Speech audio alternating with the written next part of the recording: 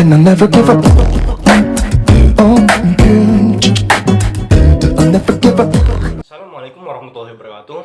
Mohon izin memperkenalkan diri. Saya Ahmad Syakir Bazarudin, NIT 572011317992. Kelas K2A, presensi nomor 1. Saya akan menjelaskan tugas pokok dan fungsi bea cukai, keimigrasian, dan kesyah bandaran. Yang pertama yaitu bea cukai. Dalam peraturan menteri, terdapat pasal-pasal yang memuat tentang bea cukai, keimigrasian, dan kesyah bandaran. Undang-undang yang memuat tentang bea cukai yaitu Undang-Undang Republik Indonesia Nomor 11 Tahun 1995 tentang cukai, yang telah diubah dengan Undang-Undang Republik Indonesia Nomor 39 Tahun 2007. Pengertian bea yaitu pungutan negara yang dipakai pada beberapa barang yang diimpor serta diekspor.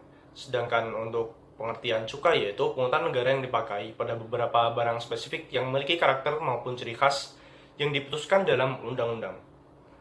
Dan pengertian kepabeanan sendiri yaitu semua hal yang terkait dengan pengawasan lalu lintas barang yang masuk atau keluar daerah pabean serta pengukutan bea masuk.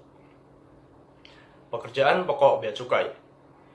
Direktorat Jenderal Bea serta Cukai adalah di bawah serta bertanggung jawab pada Menteri Keuangan serta dipimpin oleh Direktur Jenderal Bea serta Cukai.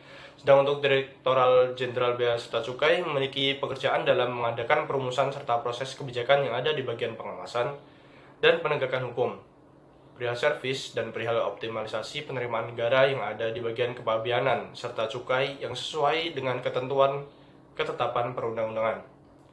Fungsi bea cukai yaitu 1. Perumusan kebijakan di bidang penegakan hukum, pelayanan dan pengawasan, optimalisasi penerimaan negara di bidang kepabeanan dan cukai.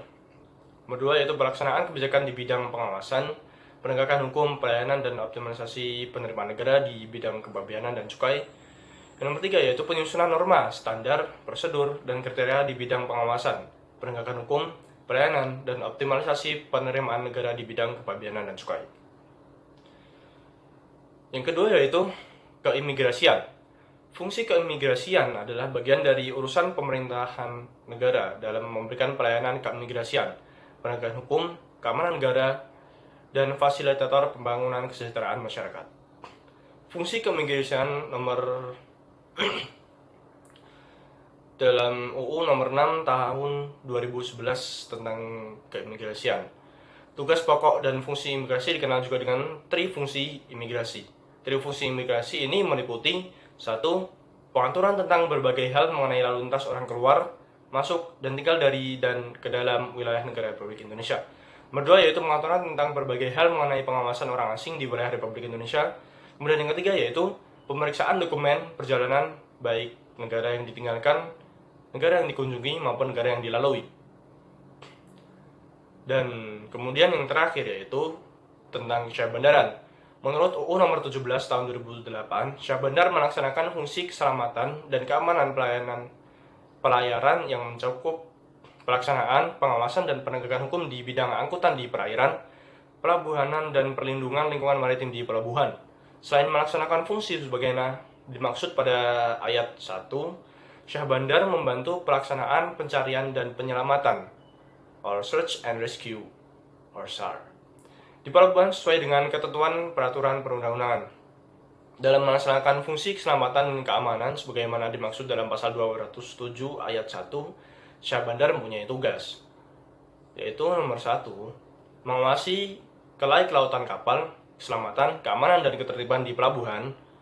Dan yang kedua, mengawasi tertib lalu lintas kapal di perairan pelabuhan dan alur pelayaran.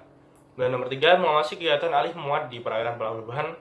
Nomor 4, mengawasi kegiatan salvage dan pekerjaan bawah air. Dan nomor 5, mengawasi kegiatan penundaan kapal. Nomor 6, mengawasi pemanduan. 7, mengawasi bongkar muat barang berbahaya serta limbah, bahan berbahaya dan beracun. 8, mengawasi pengisian bahan bakar. 9, mengawasi ketertiban embarkasi dan debarkasi penumpang. 10, mengawasi pengerukan dan reklamasi.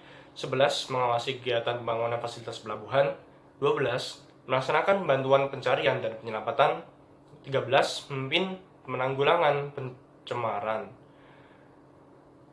14, pemadaman kebakaran di pelabuhan.